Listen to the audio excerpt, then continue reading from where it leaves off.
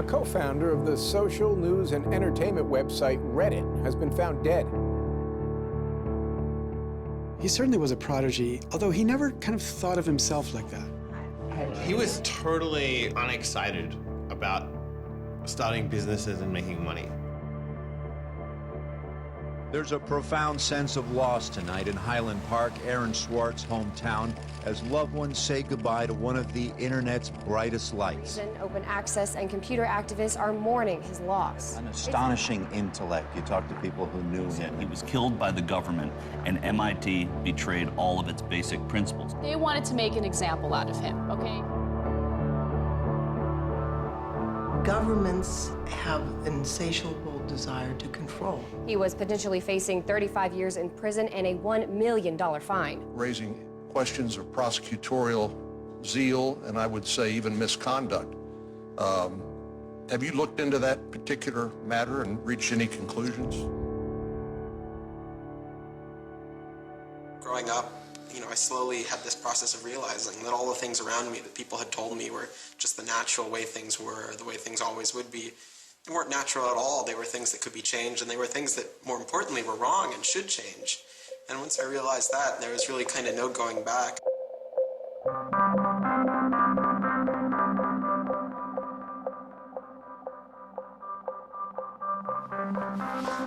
Welcome to Story Reading Time.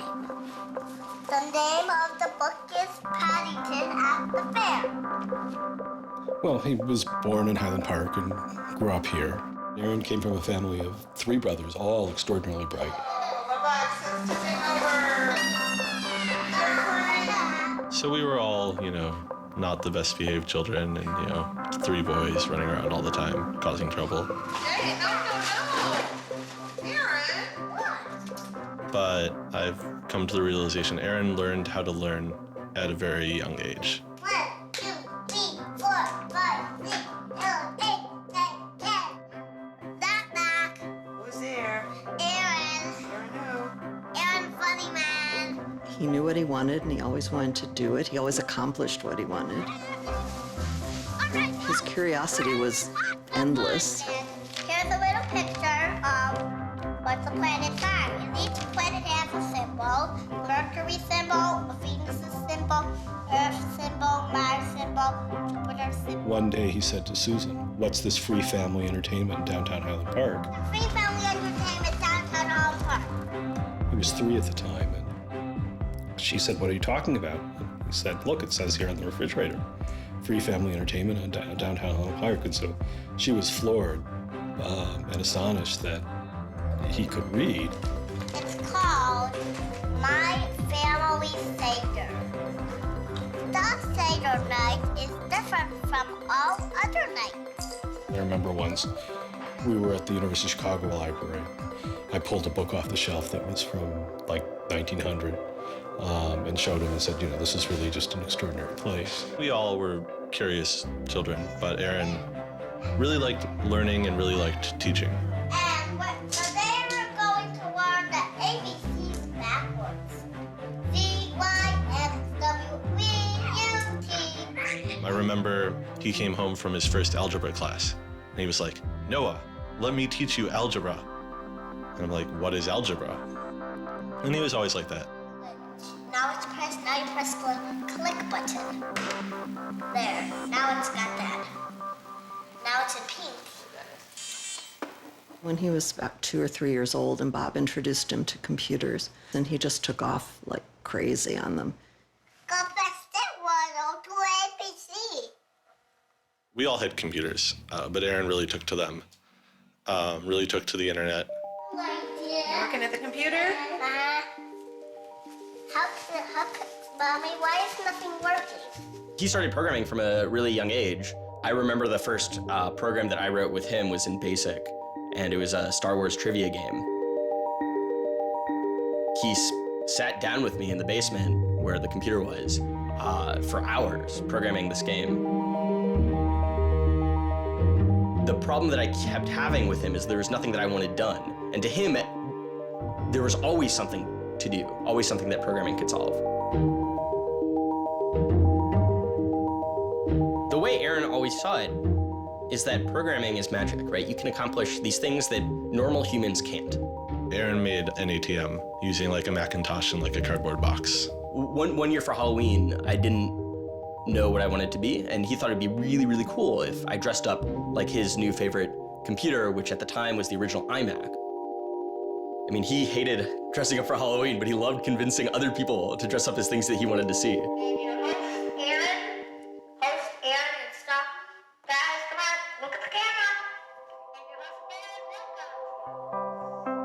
He made this website called The Info, where people can just fill in information.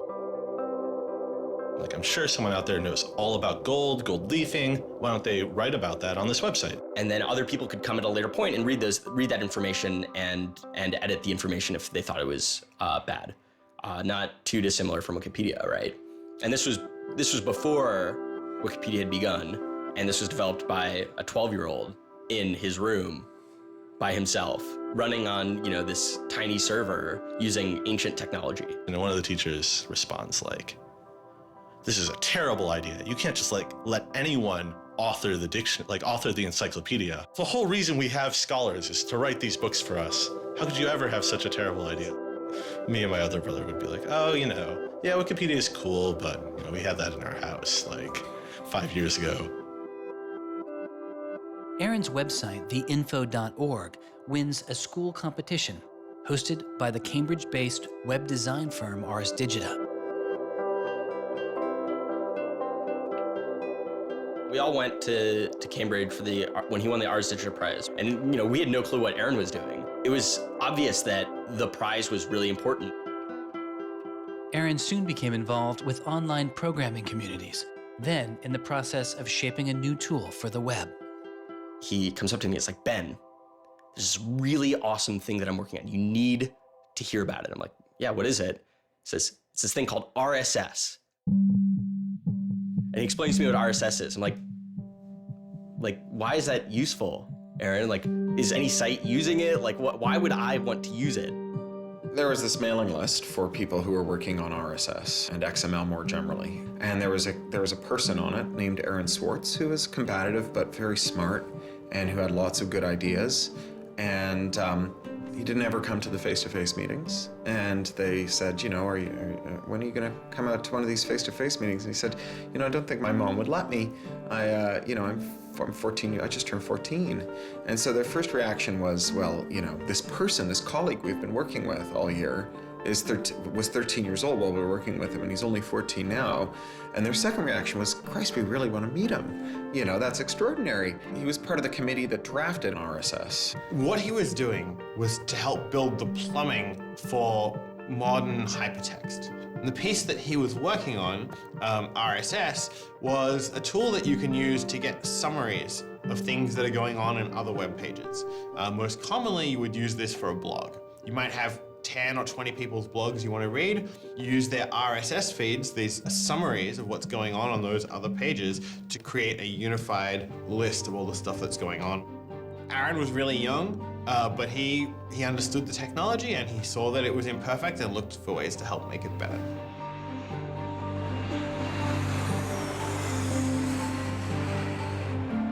So his mom started bundling him on planes in Chicago. We'd pick him up in San Francisco.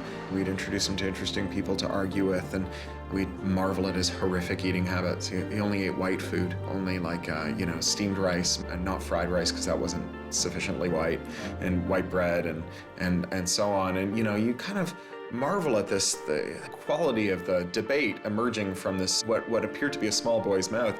And you think, this is a kid who's really going to go somewhere if he doesn't die of scurvy. Aaron, you're up. I think the difference is that now you can't make companies like Doc was saying. You can't have companies that just, let's sell dog food over the internet, let's sell dog food over cell phones. But there's still a lot of innovation going on. I think if you don't see the innovation, maybe your head is in the sand. He takes on this alpha nerd personality where he's sort of like, I'm smarter than you, and because I'm smarter than you, I'm better than you, and I can tell you what to do. It's an extension of him being kind of like a twerp. So you aggregate all these computers together and now they're solving big problems like searching for aliens and trying to cure cancer. First met him on IRC, on Internet Relay Chat. No, he didn't just write code. He also sort of got people excited about solving problems. He was a connector. The free culture movement has had a lot of his energy. I think Aaron was trying to make the world work. He was trying to fix it. He had a very kind of strong personality that definitely ruffled feathers at times. It wasn't necessarily the case that he was always comfortable in the world and the world wasn't always comfortable with him. Aaron got into high school and was really just sick of school. He didn't like it. He didn't like any of the classes that were being taught. He didn't like the teachers. Aaron really knew how to get information. He was like, I don't need to go to this teacher to learn how to do geometry. I can just read the geometry book, and I don't need to go to the teacher to learn their version of American history. Like, I have 3 historical compilations here. I could just read them, and I'm not interested in that. I'm interested in the web. I was very frustrated with school. I thought, the teachers didn't know what they were talking about, and they were very domineering and controlling, and the homework was kind of a sham, and it was just all the way to pin students together and force them to do busy work. And, I started reading books about the history of education and how this educational system was developed, and alternatives to it in ways that people could actually learn things as opposed to just regurgitating facts their teachers told them. And that kind of led me down this path of questioning things. Once I questioned the school I was in, I questioned the society that built the school, I questioned the businesses that the schools were training people for, and I questioned the government that, set up this whole structure.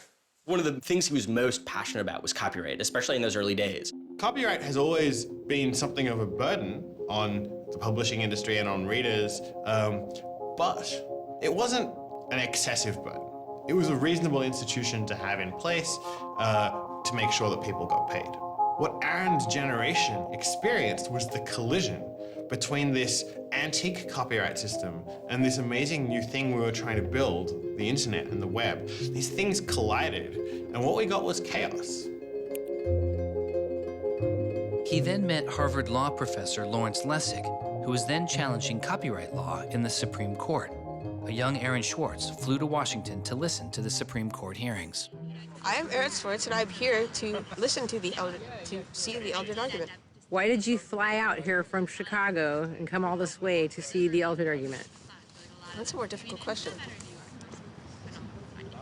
See the Eldred.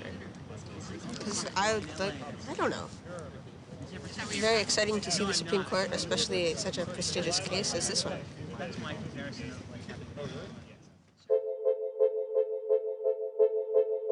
Lessig was also moving forward with a new way to define copyright on the internet. It was called Creative Commons. So the simple idea of Creative Commons is to give people, creators, a simple way to mark their creativity with the freedoms they intended to carry. So if copyright is all about all rights reserved, then this is a kind of some rights reserved model. It's I want a simple way to say to you, here's what you can do with my work, even if there are other things which you need to get my permission before you could do. And Aaron's role was the computer part. How do you architect the licenses so they would be simple and understandable and expressed in a way that machines could process it? And people are like, why do you have this, 15-year-old kid writing the specifications for the Creative Commons?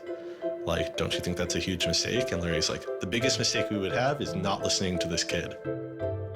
He's not even tall enough to get over the podium, and it wasn't these movable podiums, so it was this embarrassing thing where once he put his screen up, nobody could see his face. When you come to our website here, and you go to choose license, it gives you this list of options, it explains what it means, and you fill out 3 simple questions. Do you want to require attribution?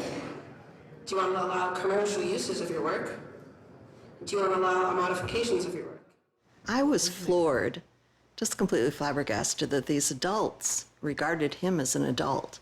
And Aaron stood up there in front of a whole audience full of people and just started talking about the platform that he'd created for Creative Commons. And they were all listening to him. I was sitting at the back thinking, he's just a kid. Why are they listening to him? But they did. Well, I don't think I comprehended it fully. Though critics have said it does little to ensure artists get paid for their work, the success of Creative Commons has been enormous. Currently on the website Flickr alone, over 200 million people use some form of Creative Commons license. He contributed through his technical abilities, and yet it was not simply a technical matter to him. Aaron often wrote candidly in his personal blog. I think deeply about things, and I want others to do likewise. I work for ideas and learn from people. I don't like excluding people. I'm a perfectionist, but I won't let that get in the way of publication. Except for education and entertainment, I'm not going to waste my time on things that won't have an impact. I try to be friends with everyone, but I hate it when you don't take me seriously. I don't hold grudges. It's not productive, but I learn from my experience. I want to make the world a better place.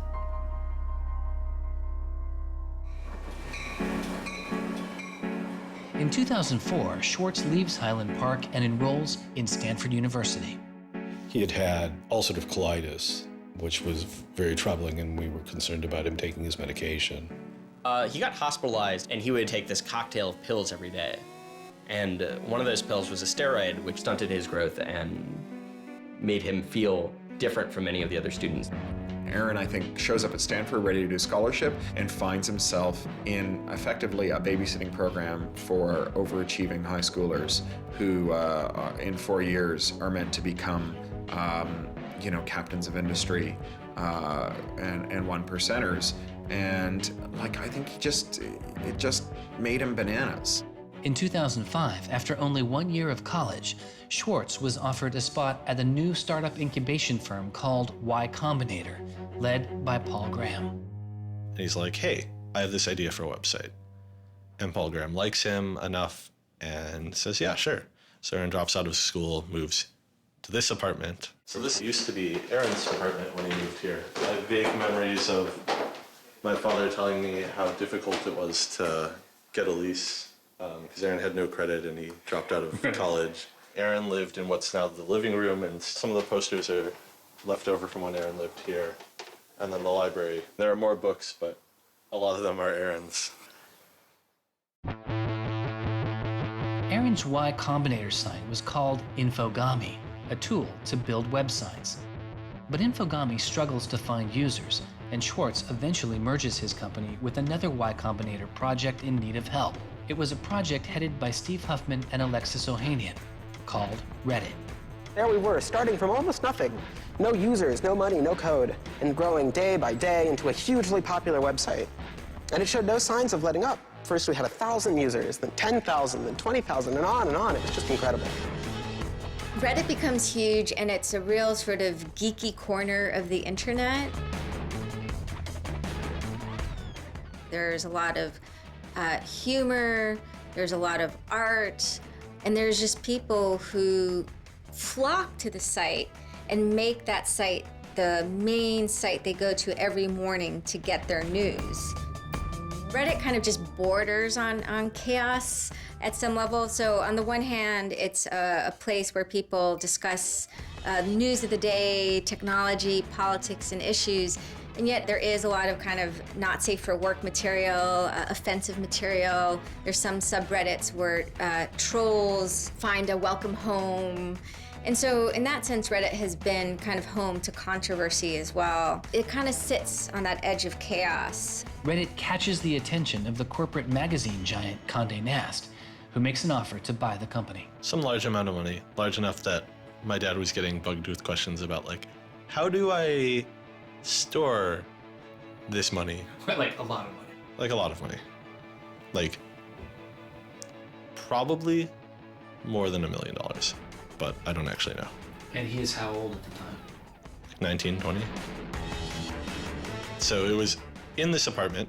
They sat around on what predated these couches, hacking on Reddit. And when they sold Reddit, they threw a giant party and then all flew out to California the next day and left the keys with me.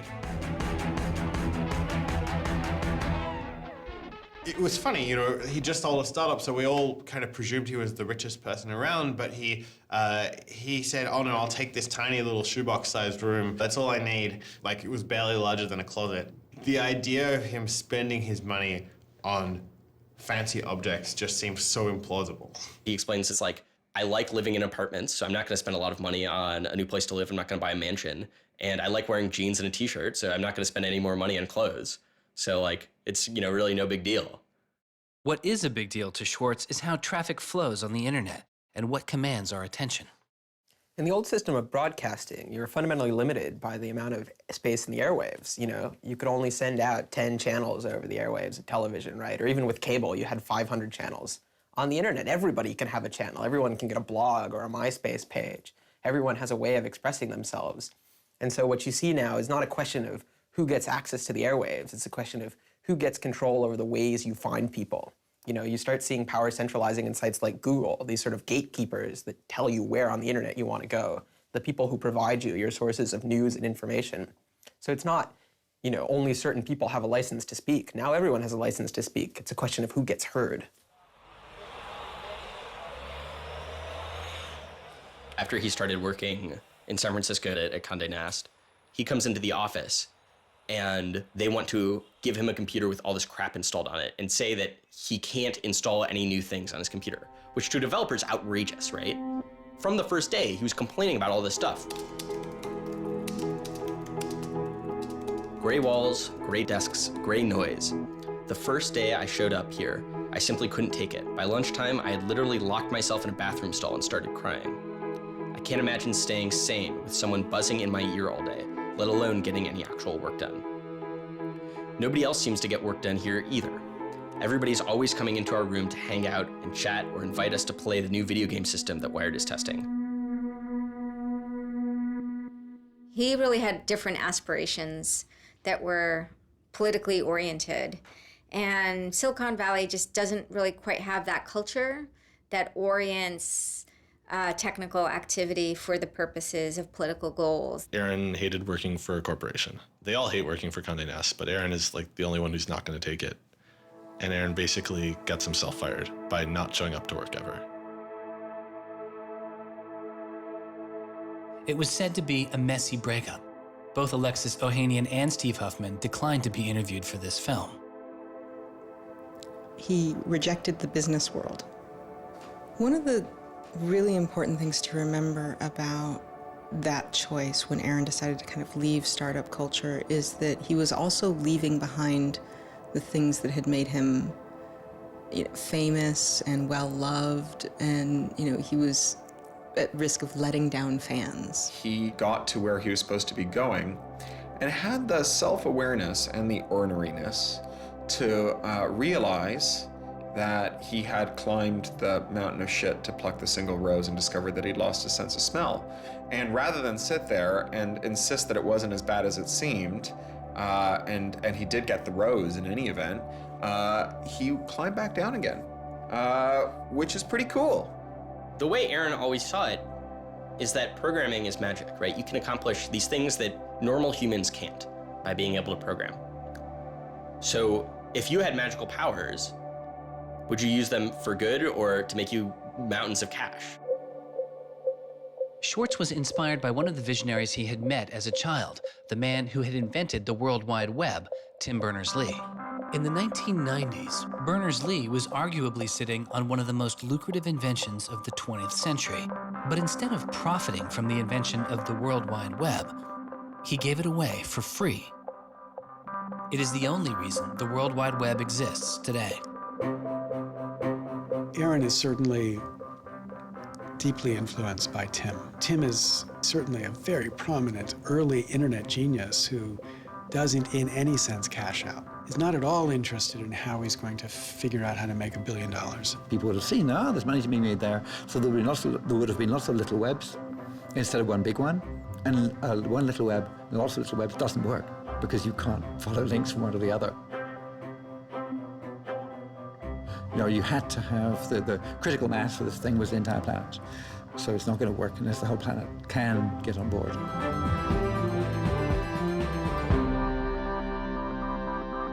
I mean, I feel very strongly that it's not enough to just live in the world as it is, to just kind of take what you're given and, follow the things that adults told you to do and that, your parents told you to do and that society tells you to do. I think you should always be questioning. I take this very scientific attitude that everything you've learned is just provisional, that, you know, it's always open to recantation or refutation or questioning.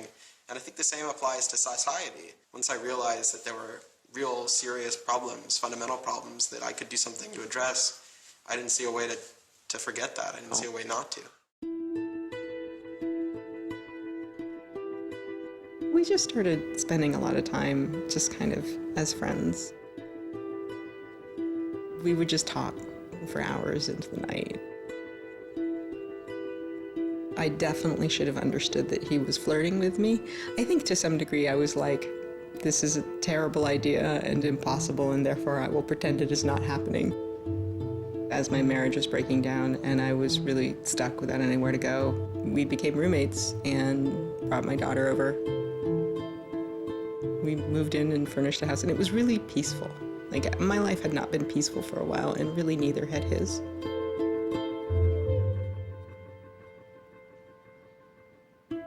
We were extremely close from the beginning of our romantic relationship. We were in constant contact, but we're both really difficult people to deal with. In a very Ally McBeal discussion, he confessed he had a theme song, and I made him play it for me. It was Extraordinary Machine by Fiona Apple. I think it was just that sense of kind of being a little bit embattled that the song has. And it also had like this hopefulness to it. By foot it's a slow climb, but I'm good at being uncomfortable, so I can't stop changing all the time. Because in many ways, Aaron was tremendously optimistic about life. Even when he didn't feel it, he could be tremendously optimistic about life. Extraordinary machine. What are you doing? Flickr has video now. Schwartz threw his energy into a string of new projects involving access to public information, including an accountability website called watchdog.net and a project called the Open Library. So the Open Library Project is a website that you can visit at openlibrary.org. And the idea is to be a huge wiki, an editable website with one page per book. So for every book ever published, we want to have a web page about it that combines all the information from publishers, from booksellers, from libraries, from readers, onto one site, and then gives you links where you can buy it, you can borrow it, or you can browse it. I love libraries. You know, I'm the kind of person who goes to a new city and immediately seeks out the library. So that's the dream of Open Library, is building this website where both you can leap from book to book, from person to author, from subject to idea, go through this vast tree of knowledge that's been embedded and lost in big physical libraries that's hard to find, that's not very well accessible online, is really important because books are a cultural legacy.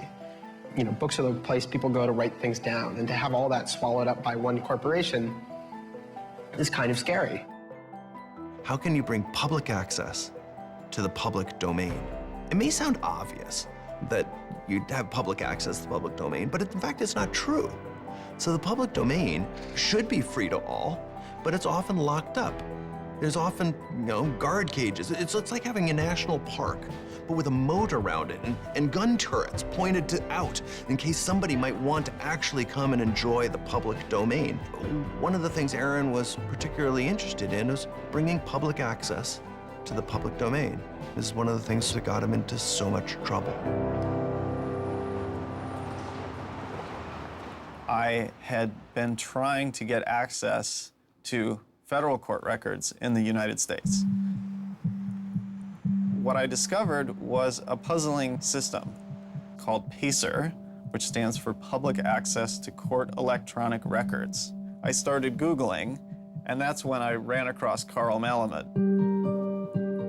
Access to legal materials in the United States is a $10 billion per year business. PACER is just this incredible abomination of government service. It's 10 cents a page. It's this most brain-dead code you've ever seen. You can't search it. You can't bookmark anything. You got to have a credit card. And these are public records. It's U.S. district courts are very important. It's where a lot of our seminal litigation starts, civil rights cases, patent cases, all sorts of stuff. And journalists and students and citizens and lawyers all need access to PACER, and it fights them every step of the way. People without means can't see the law as readily as people that have that Gold American Express card. It's a poll tax on access to justice. The law is the operating system of our democracy, and you have to pay to see it. That's not much of a democracy. They make about $120 million a year on the PACER system, and it doesn't cost anything near that, according to their own records. In fact, it's illegal. The E-Government Act of 2002 states that the courts may charge only to the extent necessary in order to reimburse the costs of running PACER.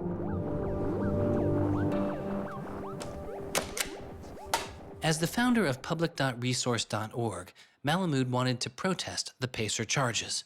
He started a program called the PACER Recycling Project, where people could upload PACER documents they had already paid for to a free database so others could use them. The PACER people were getting a lot of flack from Congress and others about public access. And so they put together this system. In 17 libraries across the country, there was free PACER access.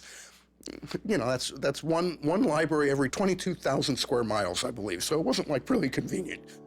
I encouraged volunteers to join the so-called Thumb Drive Corps and download docs from the public access libraries, upload them to the PACER recycling site. People take a thumb drive into one of these libraries and they download a bunch of documents and they send them to me. And nothing, it was just a joke. In fact, when you clicked on Thumb Drive Corps, there was a Wizard of Oz, the Munchkins singing, so a little video clip came up. We represent the Lollipop Guild. But of course, I get this phone call from Steve Schultz and Aaron saying, gee, we'd like to join the Thumb Drive Corps. Around that time, I ran into Aaron at a conference. This is something that really has to be a collaboration between a lot of different people. So I approached him and I said, hey, I'm thinking about an intervention on the PACER problem. Schultz had already developed a program that could automatically download PACER documents from the trial libraries.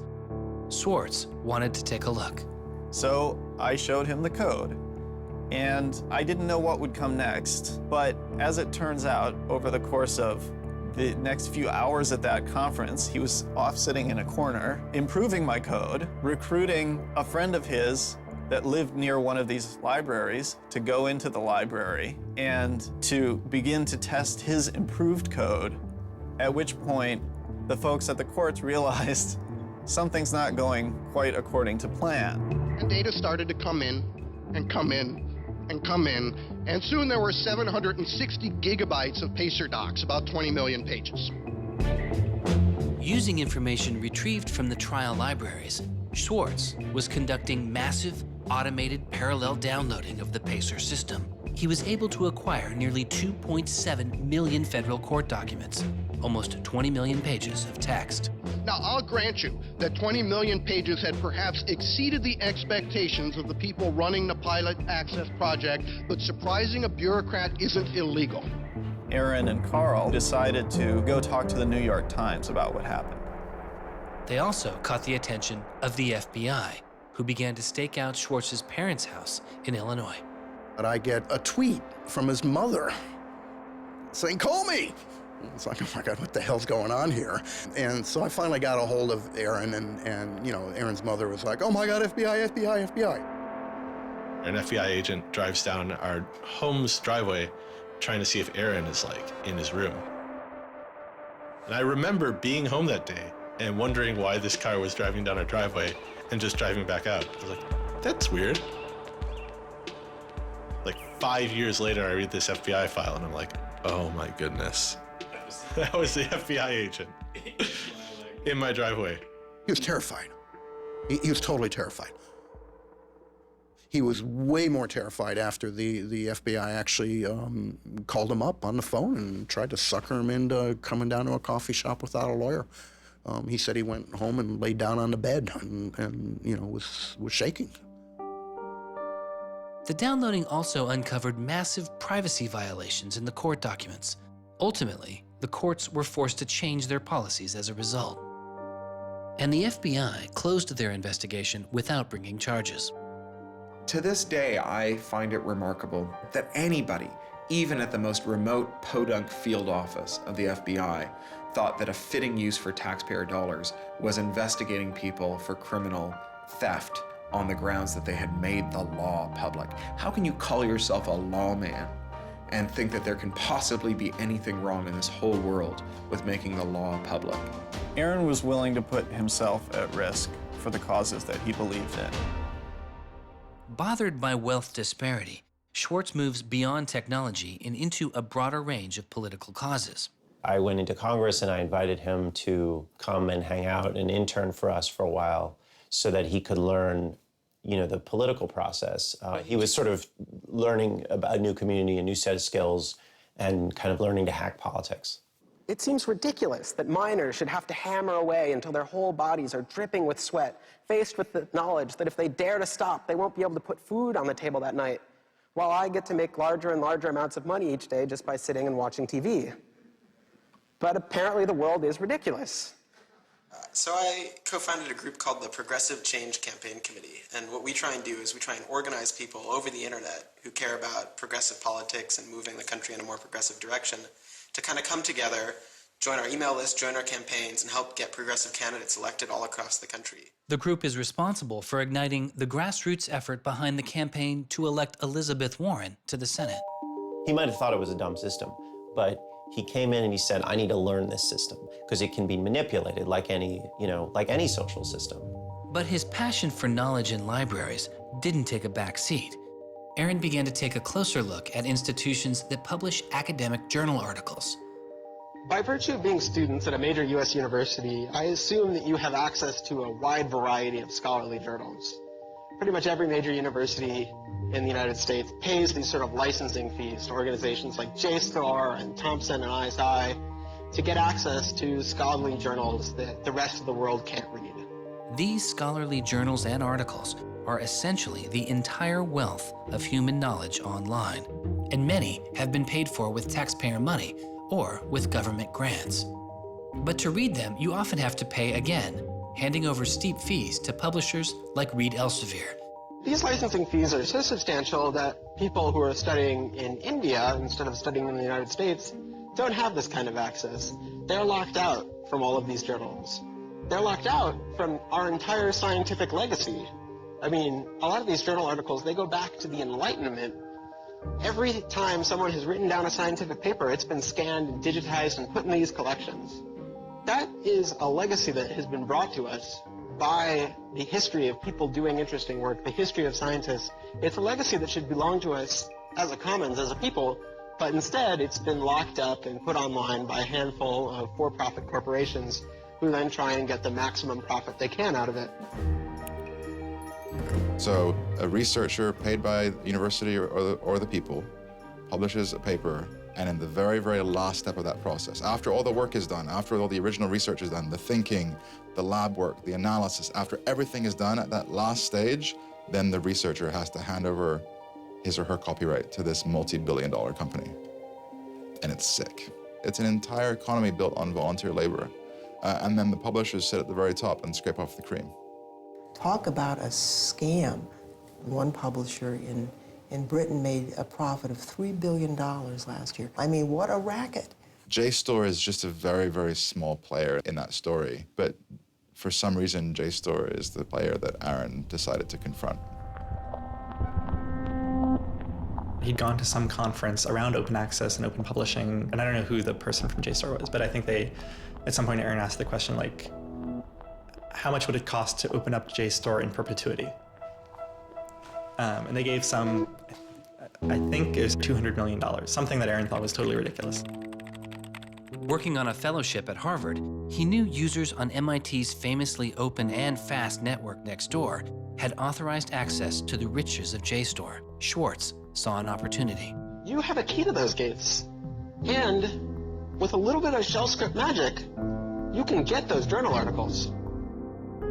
On September 24th, 2010, Schwartz registered a newly purchased Acer laptop on the MIT network under the name Gary Host.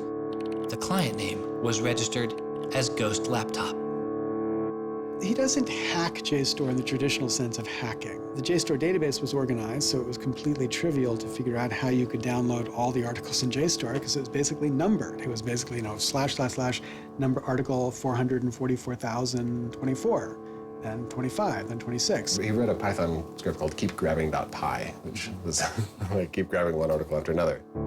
The next day, Ghost Laptop begins grabbing articles, but soon the computer's IP address is blocked. For Schwartz, it's barely a bump in the road. He quickly reassigns his computer's IP address and keeps downloading. Well, JSTOR and MIT take a number of steps to try to interfere with this when they notice that this is happening. And when the more modest steps don't work, then at a certain stage, JSTOR just cuts off MIT from having access to the JSTOR database. So there's this kind of cat and mouse game around getting access to the JSTOR database. Aaron ultimately, obviously, is the cat because he has more technical capability than the JSTOR database people do in defending them.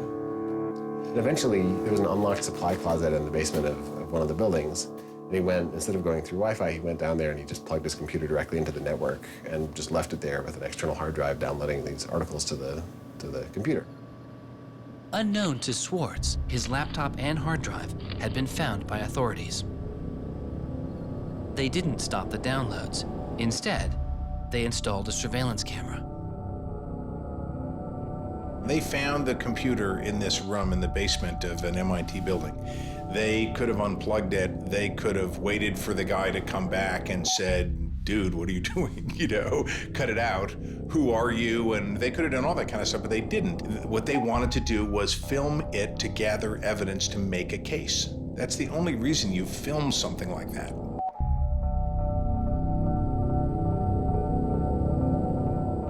At first, the only person caught on the glitchy surveillance camera was using the closet as a place to store bottles and cans.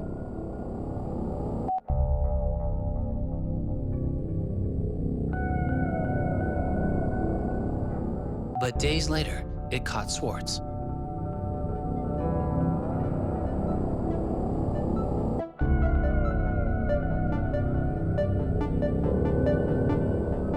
Schwartz is replacing a hard drive. He takes it out of his backpack, leans out of frame for about 5 minutes, and then leaves.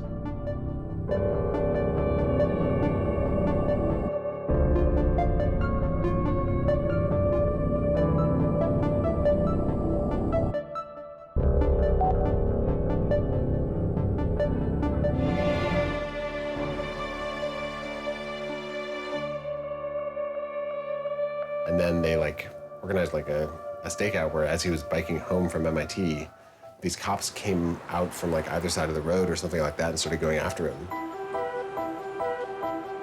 He describes that he was pressed down and assaulted by the police.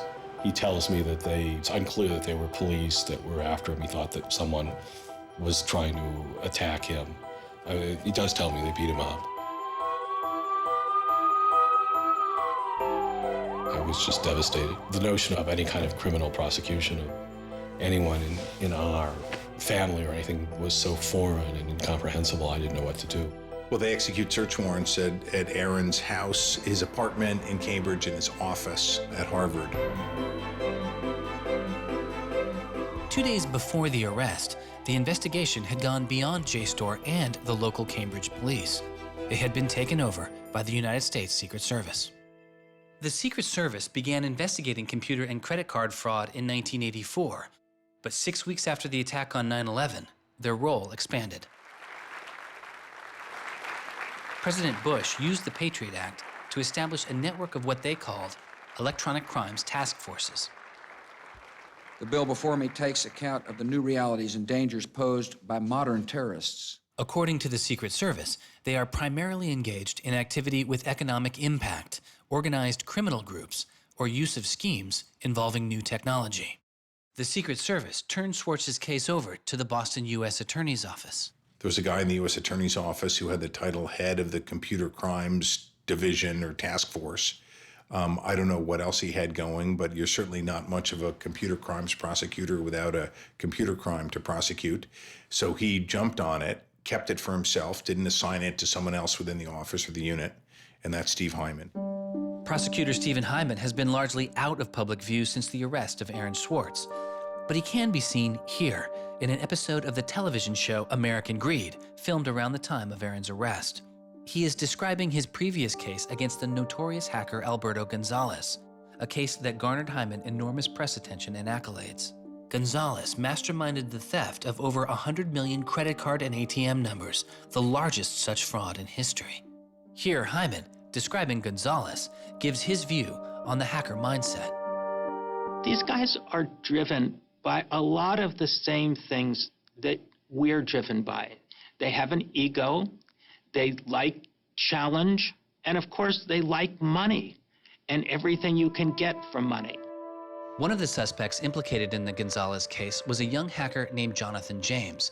Believing Gonzalez's crimes would be pinned on him, James committed suicide during the investigation.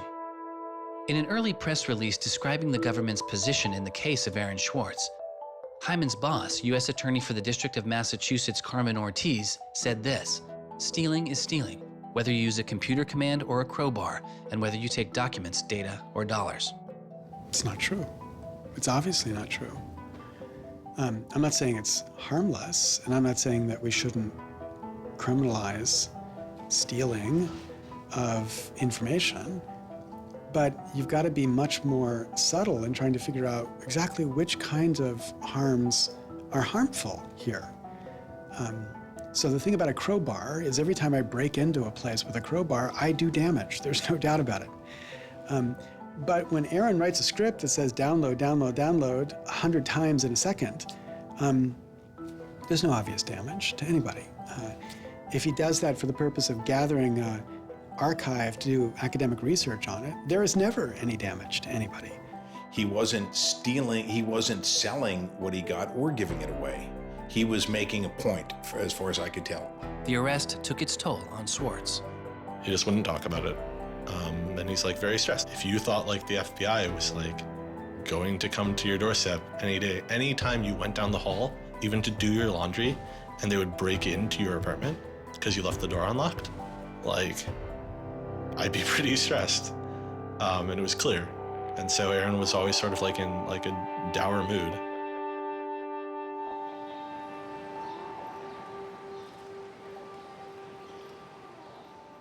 He wouldn't give off any sensitive information about his whereabouts during this time because he was so afraid that the FBI would be waiting for him.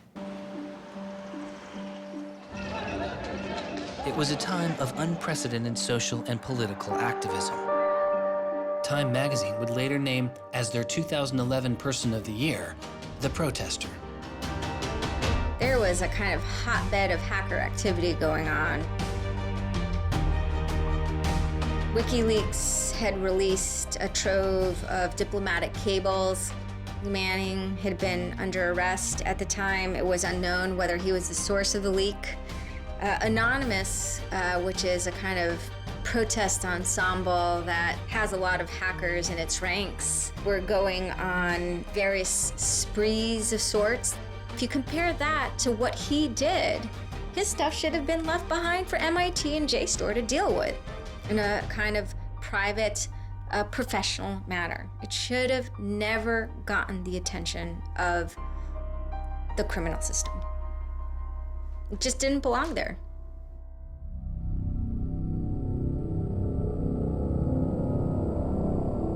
Before he was indicted, Swartz was offered a plea deal that involved 3 months in prison, time in a halfway house, and a year of home detention, all without the use of a computer. It was on the condition that Swartz plead guilty to a felony. Here we are. We have no discovery, no evidence whatsoever about what the government's case is, and we have to make this immense decision where the lawyer is pushing you to do this, the government is giving you a non-negotiable demand, and you're told that your likelihood of prevailing is small, so whether you're guilty or not, you're better off taking the deal. Boston has its own computer crimes division, with lots of lawyers, probably more lawyers than they need. So, you can imagine all sorts of cases where it'd be really hard to prosecute because you've got some criminals in Russia or you've got some people inside of a corporation are going to have $500 lawyers or $700 an hour lawyers sitting down against you. And then you've got this case with this kid, which is pretty easy to prove that he did something, and he's already marked himself as a troublemaker with the FBI, so why not go as tough as you can in here against that guy? It's good for you, the prosecutor, it's good for the Republic, because you're fighting all those terrorist types. I was so scared. I was so scared of having my computer seized. I was so scared of going to jail because of my computer being seized. I had confidential material from sources from my previous work on my laptop. And that is above all my priority, is to keep my sources safe. I was so scared of what was going to happen to Ada. Aaron told me that they'd offered him a deal, and he finally just said that he would take it if I told him to. And I came real close to saying take it. He had developed like serious political aspirations in the intervening time between when, that moment when he ended that entrepreneurial startup life and begun this new life that had come to this political activism. And he just didn't believe that he could continue in his life with a felony. He said to me one day, we were walking by the White House, and he said to me, they don't let felons work there.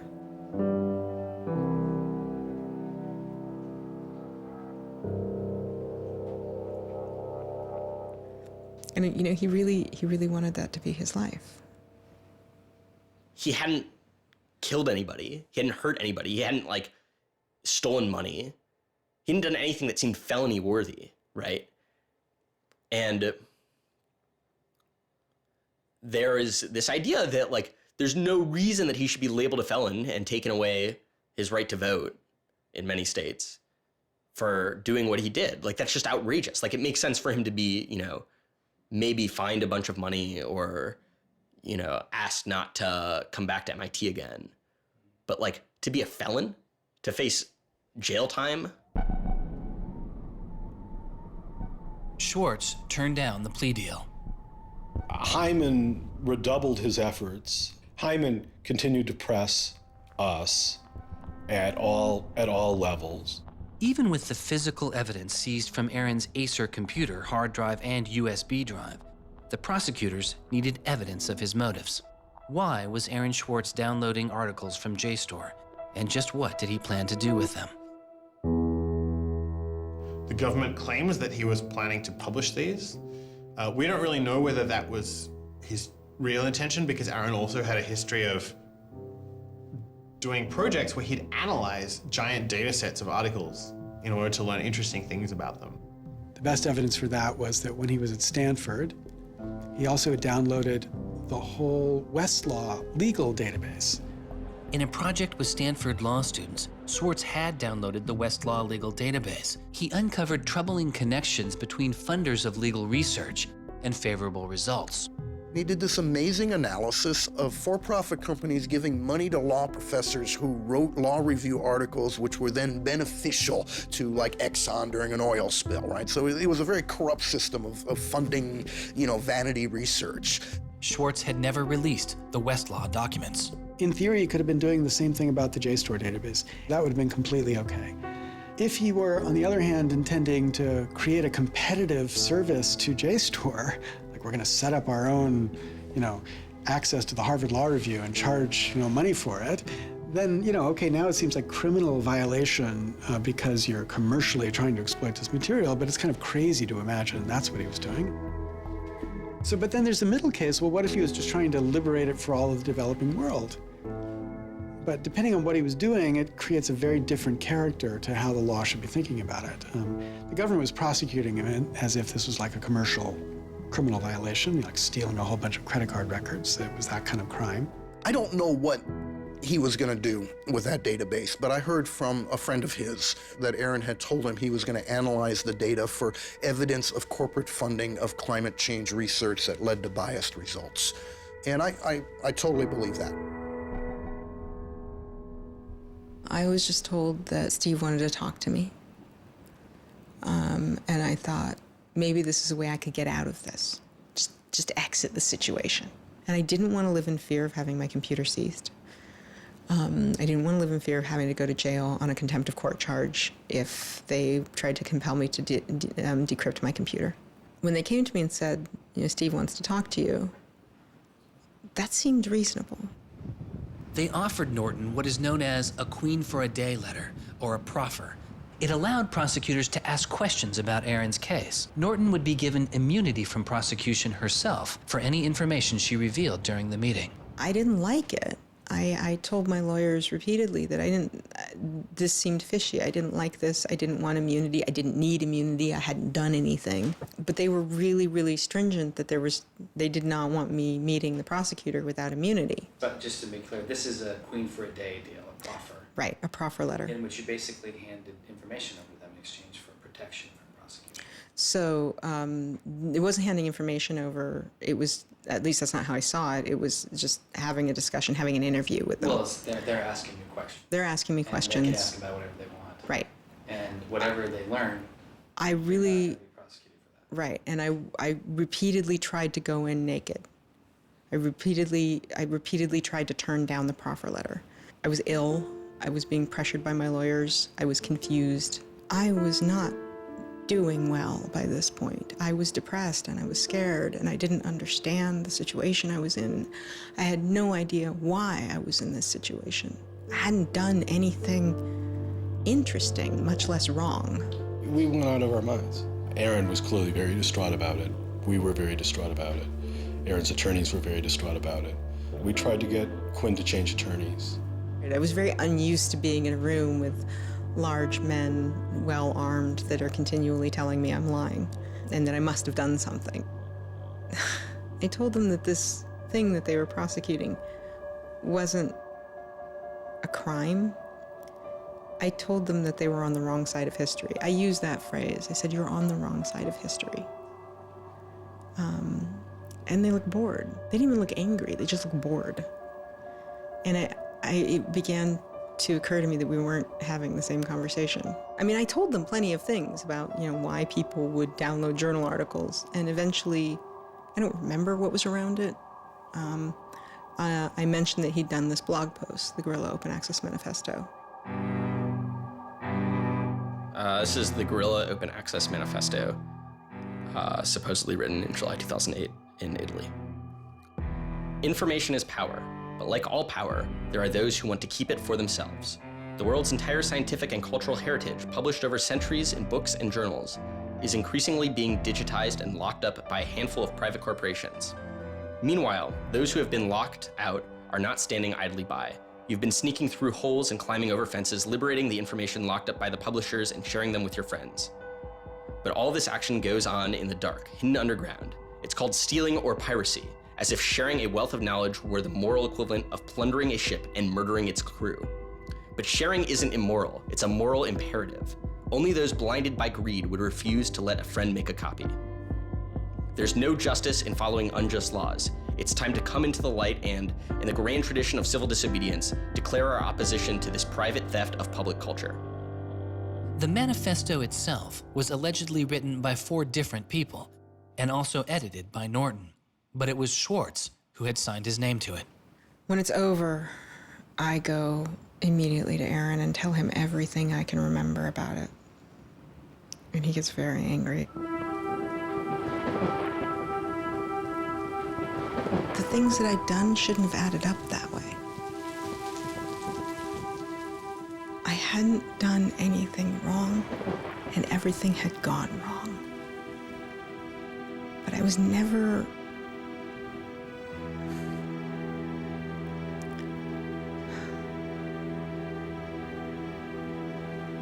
I'm still angry. I'm still angry that you can try your best with these people to do the right thing, and they will turn everything against you, and they will hurt you with anything they can. And in that moment, I regret that I said what I did.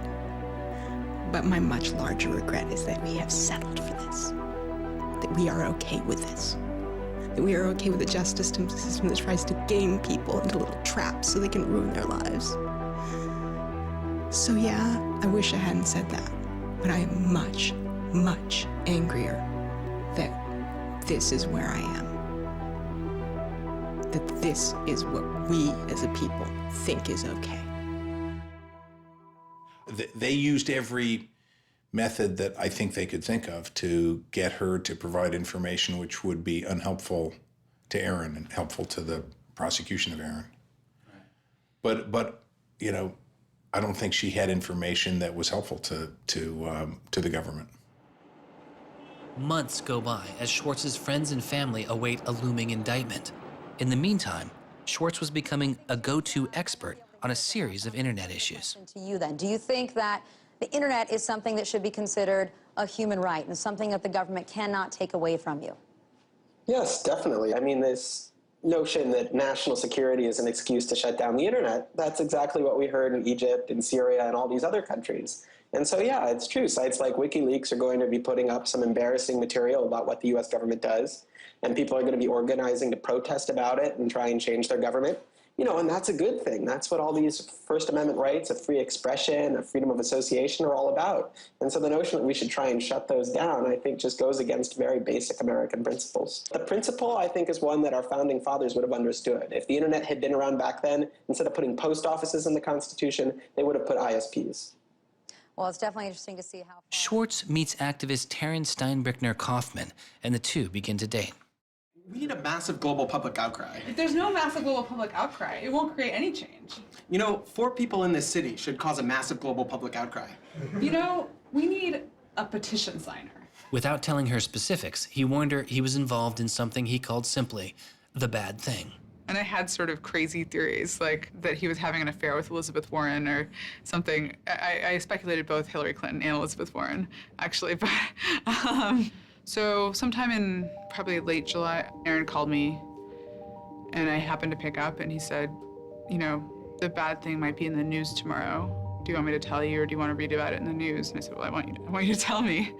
And he said, well, I've been arrested for downloading too many academic journal articles and they want to make an example out of me. And I was like, that's it? That's the big fuss? Really? Like, this doesn't sound like a very big deal. On July 14th, 2011, federal prosecutors indict Schwartz on 4 felony counts. He gets indicted on the same day that like 2 people in England who are part of LulzSec get arrested and like a few other real hackers. And Aaron is just like someone who kind of looks like a hacker, enough that they can like, you know, put his head on a stake and like put it on the gates. Aaron went to surrender and they arrested him. They then strip searched him, took away his shoelaces, took away his belt, and left him in solitary confinement. The District of Massachusetts United States Attorney's Office released a statement saying Schwartz faces up to 35 years in prison, to be followed by 3 years of supervised release, restitution, forfeiture, and a fine of up to $1 million. He is released on $100,000 bail.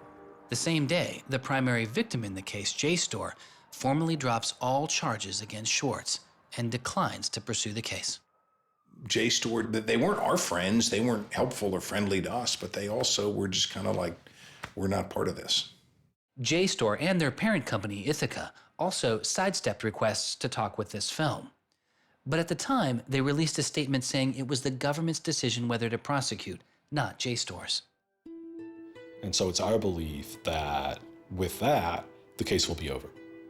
That we should be able to get Steve Hyman to drop the case or settle it in some rational way. And the government refused. Why? Well, because I think they wanted to make an example out of Aaron. And they said they wanted to, the reason why they wouldn't move on requiring a felony conviction and jail time was that they wanted to use this case as a case of for deterrence. They told us that. They told you that? Yes. This was going to be an example? Yes. He was going to be an example? Yes. Steve Hyman said that. Deterring who? Like, there's other people out there running around logging onto JSTOR and downloading the articles to make a political statement. I mean, who are they deterring? It would be easier to understand the Obama administration's posture of supposedly being for deterrence if this was an administration that, for instance, prosecuted arguably the biggest economic crime that this country has seen in the last 100 years, the crimes that were committed that led to the financial crisis on Wall Street. When you start deploying the non-controversial idea of deterrence only selectively, you stop making a dispassionate analysis of lawbreaking, and you've started deciding to deploy law enforcement resources specifically on the basis of political ideology. And that's not just undemocratic, it's supposed to be un-American.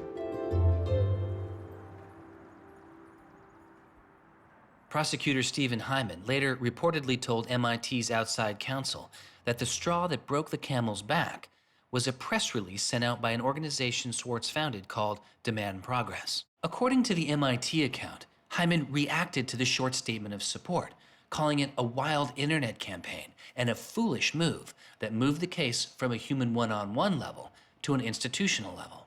That was a poisonous combination. A prosecutor who didn't want to lose face, who had a political career in the offing maybe, and didn't want to have this come back and haunt them. You spent how many tax dollars arresting someone for taking too many books out of the library and they got your ass handed to you in court? No way.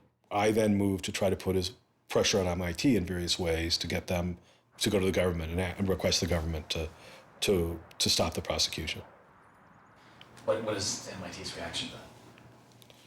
There doesn't seem to be any reaction from MIT at that point.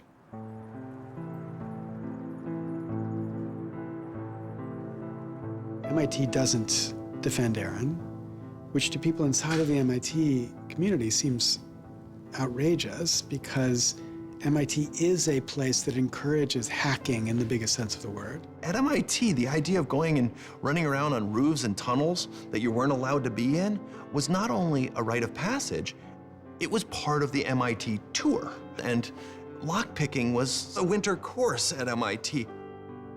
They had the moral authority to stop it in its tracks. MIT never stood up and took a position of saying to the feds, don't do this. We don't want you to do this. You're overreacting. This is too strong, that I'm aware of. They acted kind of like any corporation would. They helped the government. They didn't help us unless they felt they had to, and they never tried to stop it.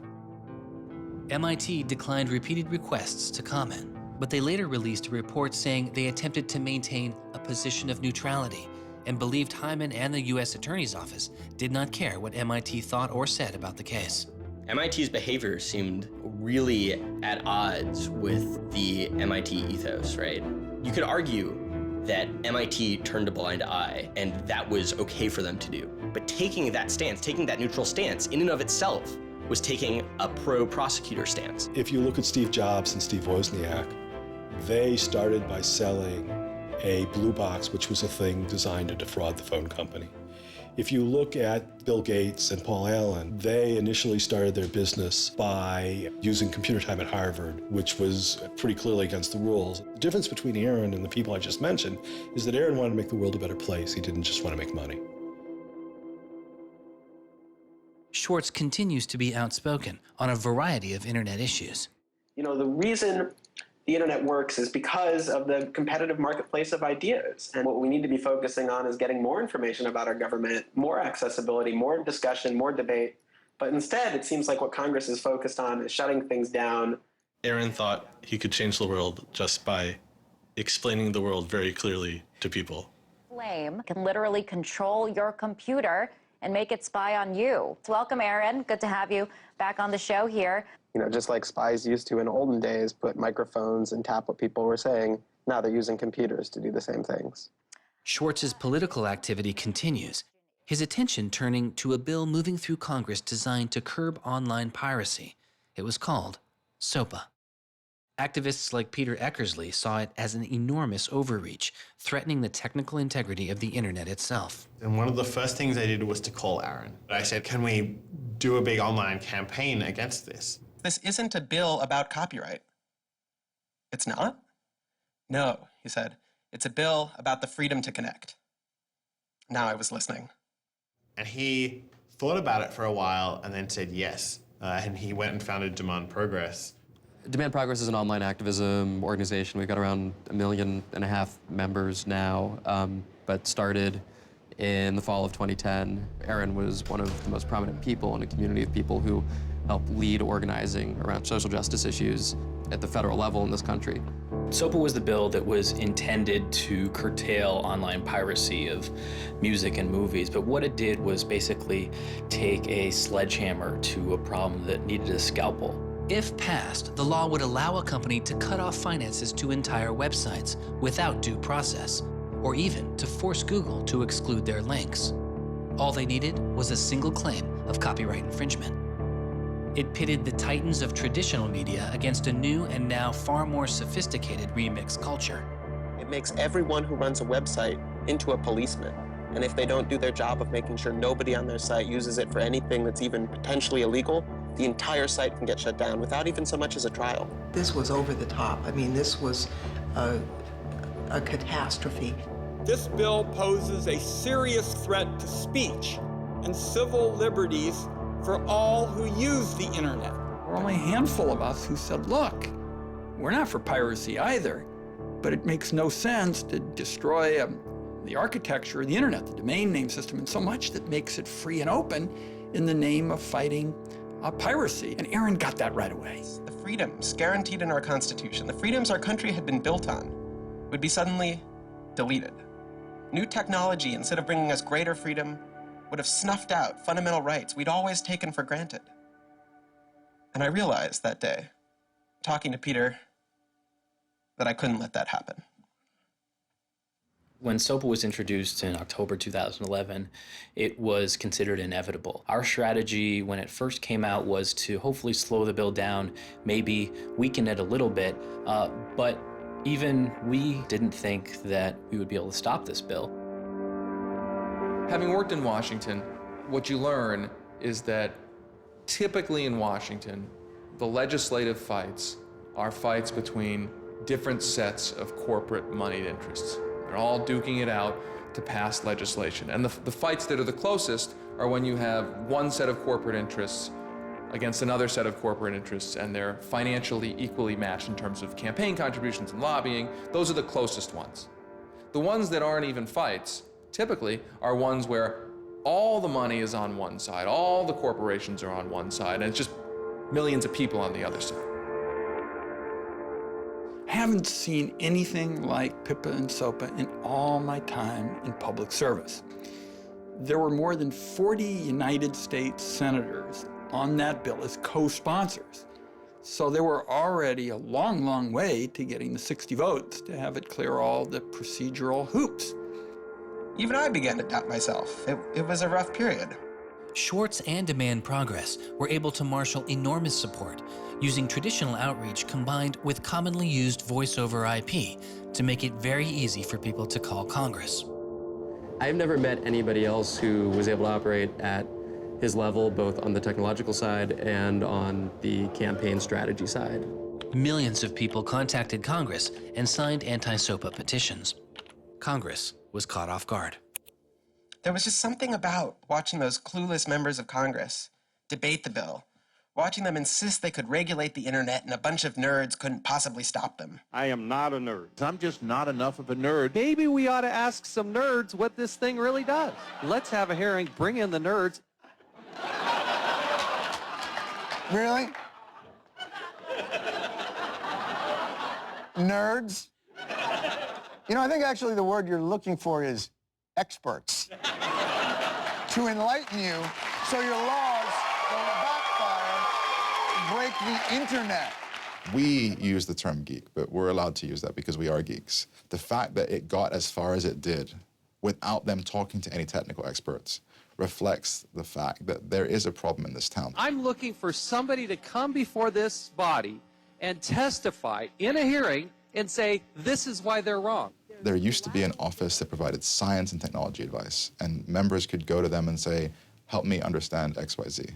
And Gingrich killed it. He said it was a waste of money. Ever since then, Congress has plunged into the dark ages. I don't think anybody really thought that SOPA could be beaten, including Aaron. think it was worth trying, but it didn't seem winnable.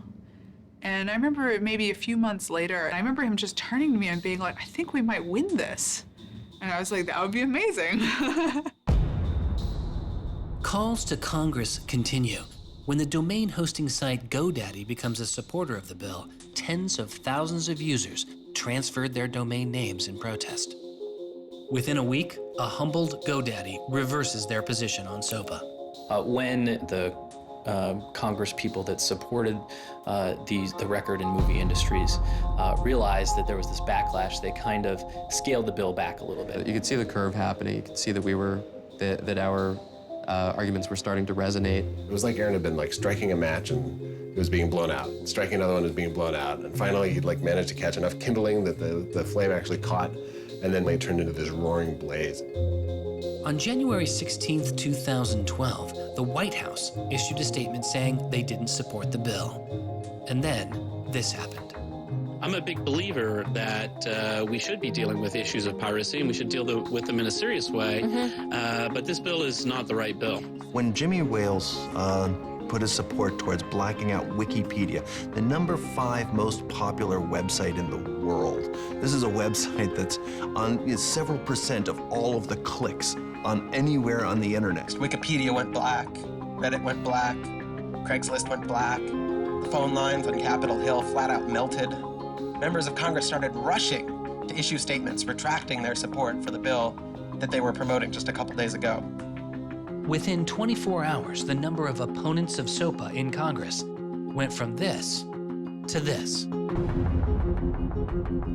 To see congressmen and senators slowly flip sides throughout the day of the blackout was pretty unbelievable. There was like a 100 representative swing. And that was when, as hard as it was for me to believe, after all this, we had won. The thing that everyone said was impossible, that some of the biggest companies in the world had written off as kind of a pipe dream, had happened. We did it. We won. This is a historic week in internet politics, maybe American politics. The thing that we heard from people in Washington, D.C., from staffers on Capitol Hill was they received more emails and more phone calls on SOPA blackout day than they'd ever received about anything. I think that was an extremely exciting moment. This was the moment when the internet had grown up politically. It was exhilarating because it's hard to believe it actually happened. It's hard to believe a bill with so much financial power behind it didn't simply sail through the Congress. And not only did it not sail through, it didn't pass at all. It's easy sometimes to feel like you're powerless, like when you come out in the streets and you march and you yell and nobody hears you. But I'm here to tell you today, you are powerful. So yeah, maybe sometimes you feel like you're not being listened to, but I'm here to tell you that you are. You are being listened to. You are making a difference. You can stop this bill if you don't stop fighting. Stop PIPA. Stop SOPA. Some of the biggest internet companies, to put it frankly, would benefit from a world in which their little competitors could get censored. We can't let that happen. For him, it was more important to be sure that you made a small change than to play a small part in a big change. But SOPA was like playing a major part in a major change. And so for him, it was kind of this proof of concept, like, okay, what I want to do with my life is change the world. I think about it in this really scientific way of like, I'm measuring my impact. And this shows that it's possible, right? That the thing that I want to do with my life is possible. I have proved that I can do it, that I, Aaron Swartz, can change the world. For a guy who never really thought he had done much, which was Aaron, it was one of the few moments where you could really see that he felt like he had done something good. Feeling like here is his maybe one and only victory lap. Everyone said there was no way we could stop SOPA. We stopped it. This is 3 outrageously good victories, and the year isn't even over yet. I mean, if there's a time to be positive, it's now. You know, he wins at SOPA a year after he's arrested it's not unambiguously happy moments. There's a lot going on. He's so attuned towards participating in the political process, you can't stop him. The list of organizations Swartz founded or co-founded is enormous. And years before Edward Snowden would expose widespread internet surveillance, Swartz was already concerned. It is shocking to think that the accountability is so lax that they don't even have sort of basic statistics about how big the spying program is. And if the answer is, oh, we're spying on so many people we can't possibly even count them, then that's an awful lot of people, right? It would be one thing if they said, look, you know, we know the number of telephones we're spying on, we don't know exactly how many real people that corresponds to, but they just came back and said, we can't give you a number at all. That's pretty, I mean, it's scary is what it is. Well, that's scary. You know, they put incredible pressure on him, took away his, you know, all of the money he had made. They, you know, threatened to take away his physical freedom. Why'd they do it, you know? I mean, well, why are they going after whistleblowers, you know? Why are they going after people who tell the, you know, who tell the truth about all sorts of things? I mean, from the banks to the, you know, to war, to just sort of government transparency. So secrecy serves those who are already in power. And we are living in an era of secrecy that coincides with an era where the government is doing also a lot of things that are probably illegal and unconstitutional. So those two things are not coincidences. It's very clear that this technology has been developed not for small countries overseas, but right here for use in the United States by the U.S. government. The problem with the spying program is it's this sort of long, slow expansion, you know, going back to the Nixon administration, right? Obviously, it became big after 9/11 under George W. Bush, and Obama has continued to expand it, and the problems have slowly grown worse and worse. But there's never been this moment you can point to, say, okay, we need to galvanize opposition today because today is when it matters. Instead, it's mattered for. The prosecution, in my estimation, of Aaron Swartz was about sending a particular laser-like message to a group of people that the Obama administration sees as politically threatening. And that is essentially the hacker, the information, and the democracy activist community. And the message that the Obama administration wanted to send to that particular community was, in my estimation, we know you have the ability to make trouble for the establishment. And so we are going to try to make an example out of Aaron Swartz to scare as many of you as possible into not making that trouble. And the government said, oh, the legal opinions we're using to legalize the spying program are also classified. So we can't even tell you which laws we're using to spy on you. You know, every time they can say, oh, this is another instance of cyber war, the cyber criminals are attacking us again, we're all in danger, we're all under threat. They use those as excuses to push through more and more dangerous laws. And so just to follow that up, like personally, how do you feel the fight is going, I guess? It's up to you. I know, but we gotta like, you know. You know, there's sort of these two polarizing perspectives, right? Everything is great. The internet has created all this freedom and liberty and everything's gonna be fantastic. Or everything is terrible. The internet has created all these tools for cracking down and spying and, you know, controlling what we say. And I think both are true, right? The internet has done both. And both are kind of amazing and astonishing. And which one will win out in the long run is up to us. It doesn't make sense to say, oh, one is doing better than the other. You know, they're both true. And it's up to us which ones we emphasize and which ones we take advantage of, because they're both there and they're both always going to be there.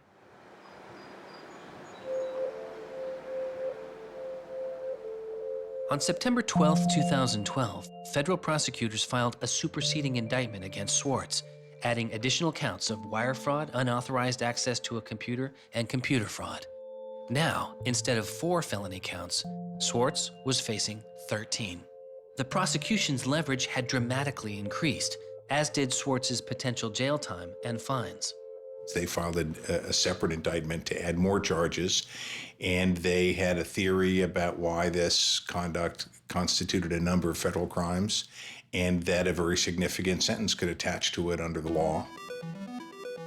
That theory, and much of the prosecution's case against Swartz, involved a law created originally in 1986.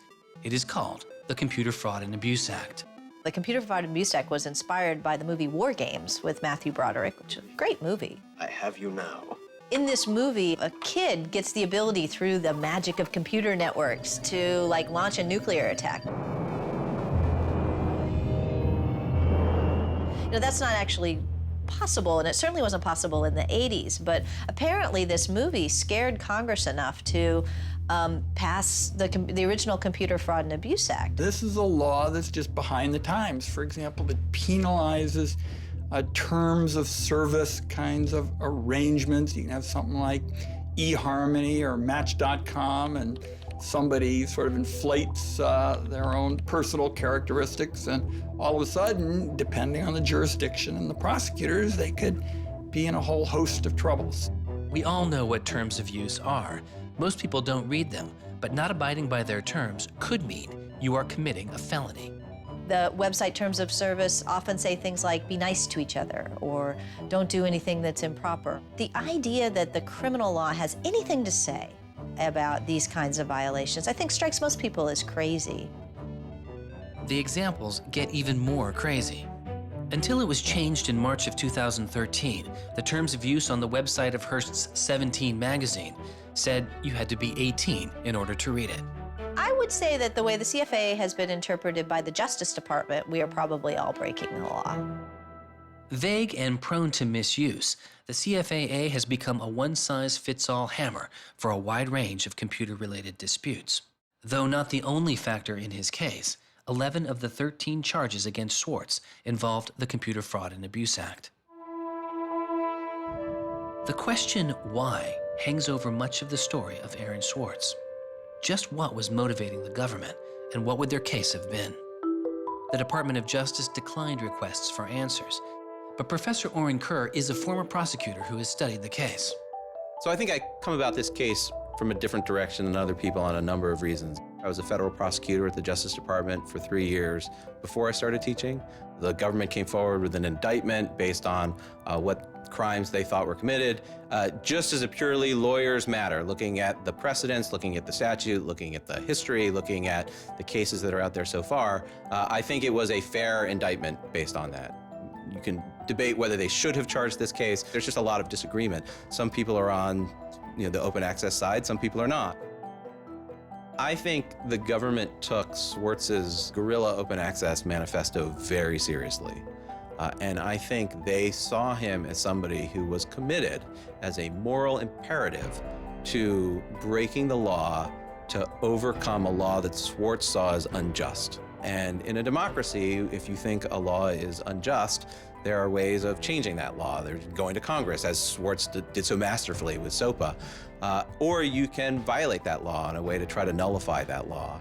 And I think what was driving the prosecution was the sense that Swartz was committed not just to breaking the law, but to really making sure that law was nullified, that everyone would have access to the database in a way that you couldn't put the toothpaste back into the tube. It would be done, and Swartz's side would win. There's a big disagreement in society as to whether that is an unjust law, and ultimately that's a decision for the American people to make, working through Congress. And then the second problem is, I think, we're still trying to figure out what's the line between less serious offenses and more serious offenses. We're now entering this different environment of computers and computer misuse, and we don't yet have a really strong sense of exactly what these lines are. So we're just working that out. This is a poor use of prosecutorial discretion. The hammer that the Justice Department has to scare people with it just gets bigger and bigger and bigger. And so most people just, you can't roll the dice with your life like that. Should we tap somebody's phone? Should we film them? Should we turn somebody and get them to testify against these other people? That's how federal agents and prosecutors think. They build cases, they make cases.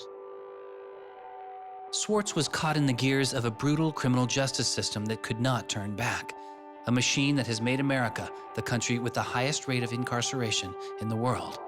We have in this country allowed ourselves to be captured by the politics of fear and anger, and anything we're afraid of, like the future of the internet and access, and anything we're angry about instinctively creates a criminal justice intervention. And we've used jail, prison, and punishment to resolve a whole host of problems that historically were never seen as criminal justice problems. The impulse to threaten, indict, prosecute, which is part of what has created this debate and controversy over online access and information on the internet, is very consistent with what we've seen in other areas. The one difference is that the people who are usually targeted and victimized by these kinds of criminal and carceral responses are typically poor and minority. Schwartz's isolation from friends and family increased. He had basically stopped working on anything else, and the case was, in fact, like taking over sort of his whole life. One of Aaron's lawyers apparently told the prosecutors that he was emotionally vulnerable and that was something that they really needed to keep in mind so that they knew that. It was weighing on him very heavily. He did not like having his actions and his movements restricted in any way. And the threat of jail, which they pounded him with a lot, was terrifying to him. Completely exhausted his financial resources, and it cost us a lot of money also, and he raised a substantial amount of money. So it was, it was in the millions of dollars. The legal defense Yes, was in millions. yes. Yeah, I think he didn't want to be a burden to people. I think that was a factor. Like, I have my normal life, and then I have this shitty thing I have to deal with. And I try to keep the two of them as separate as possible. But they were just beginning to blur together, and everything was becoming shitty. Schwartz faced a tough choice that was only getting tougher. Do you admit guilt and move on with your life, or do you fight a broken system? With his legal case, the answer was simple. He rejects the final plea deal, and a trial date is set. Aaron was resolute that he didn't want to knuckle under and accept something that he didn't believe was fair, but I also think he was scared.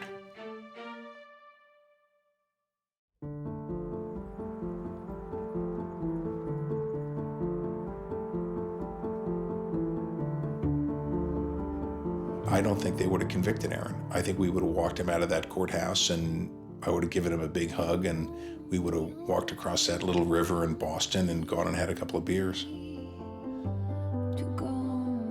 I really thought that we were right. I thought that we were going to win the case. I thought that we could win the case. He didn't talk about it very much, but you could see the enormous pain that he was going through.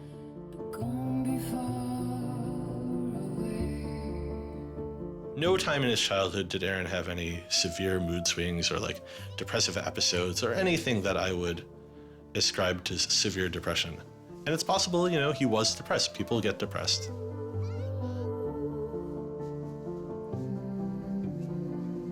Very early in our relationship, 3 or 4 weeks in or something, I remember him saying to me that I was a lot stronger than he was. He was brittle in a lot of ways. Things were a lot harder for him than for a lot of people. It was part of his brilliance, too. I think he probably had something like clinical depression in his early 20s. I don't think he did when I was with him. He wasn't a joyful person, but that's different from being depressed. He was just under such enormous pressure for 2 years straight. He just didn't want to do it anymore. He was just I just think it was too much.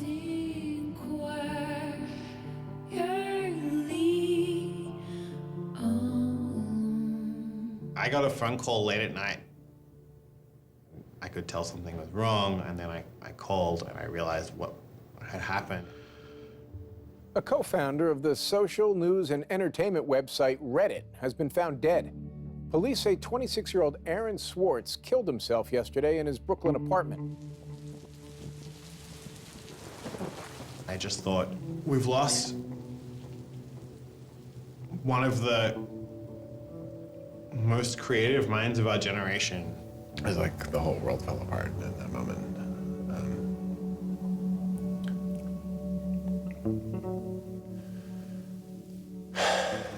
It was one of the hardest nights of my life. So I kept screaming, I can't hear you. What did you say? I can't hear you. I can't, that's it.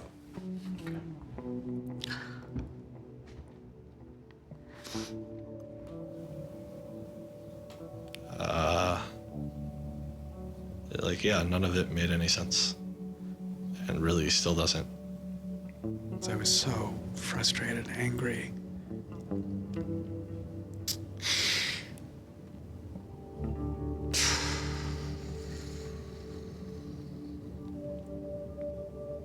I tried to explain it to my kids. My 3-year-old told me that the doctors would fix him.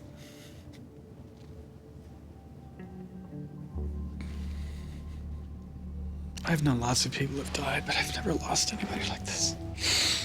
Because everybody feels, and I do too, there's so much we could have more to do. Like, I just didn't know he was there. I didn't know this was what he was suffering, and he was part of me. And I just wanted it to not be real. And then I just looked at his Wikipedia page and I saw the end date.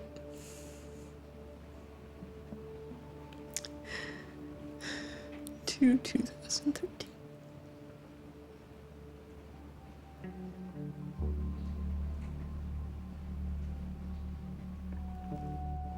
Aaron is dead. Wanderers in this crazy world, we have lost a mentor, a wise elder. Hackers for right, we're one down. We've lost one of our own. Nurturers, carers, listeners, feeders, parents, all, we have lost a child. Let us all weep.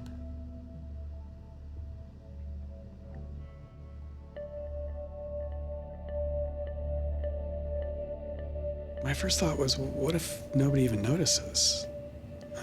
Because it wasn't clear to me how salient he was. I had never seen anything quite like the outpouring I saw. The net just lit up. I mean, everyone was trying to explain it in their own way, but I've never seen people grieve on Twitter before.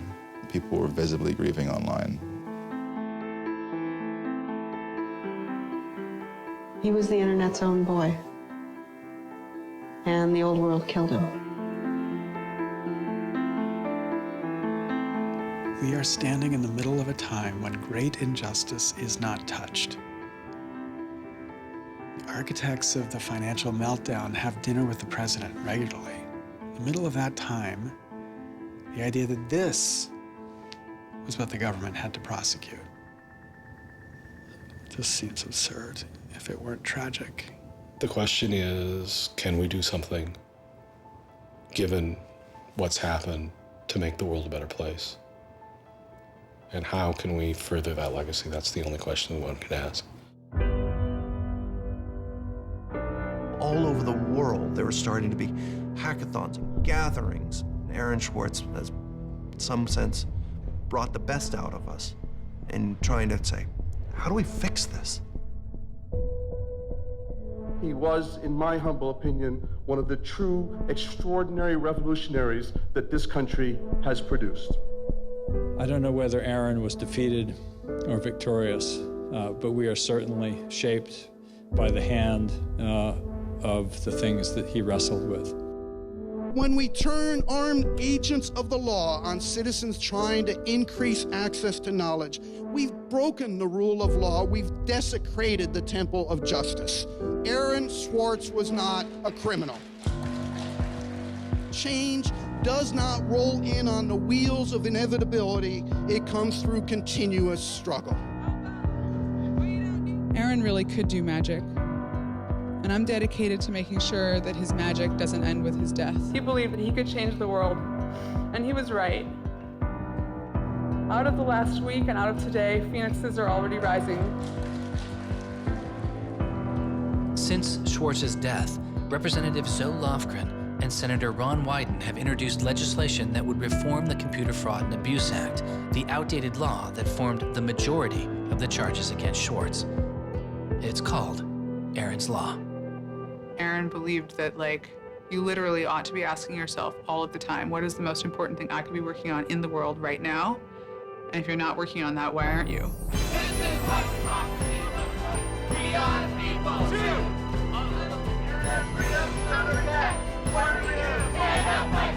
Internet freedom is under attack. What do we do? Hey, hey, oh, oh.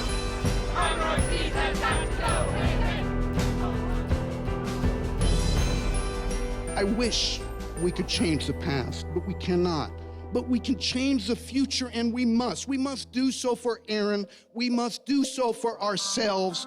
We must do so to make our world a better place, a more humane place, a place where justice works and access to knowledge becomes a human right. So there was a kid back in February from Baltimore, 14 years old, who had access to JSTOR. And he'd been spelunking through JSTOR after reading something. And he figured out a way to do early tests for pancreatic cancer. And pancreatic cancer kills the shit out of you because we detect it way too late. By the time we detect it, it's already too late to do anything about it. He sent emails off to the entire oncology department at Johns Hopkins, you know, hundreds of them. And every 14-year-old kid, yeah. And most of them ignored it, right? But one of them like sent him an email back and said, this is not an entirely stupid idea. Why don't you come on over? And this kid worked evenings and weekends with this researcher. And in February, I heard him on the news, just a couple of weeks after Aaron died, when Aaron was in the news a lot. Sorry. And he said the reason he was on the news is because they'd done it. They were shipping an early test for pancreatic cancer that was going to save lives. And he said, this is why what Aaron did was so important. Because you never know, right? This truth of the universe is not only something that policymakers use to figure out, you know, what the speed limit should be. It's where the thing that's going to keep, you know, your kid from dying of pancreatic cancer comes from. And without access, the person who might come up with the thing that's got your number on it may never find that answer. He slept so well, he didn't fall out of bed once, not even when he dreamed he was back on the spacecraft. Very good, Aaron. Very good. Yay, Aaron. Okay, now it's song time.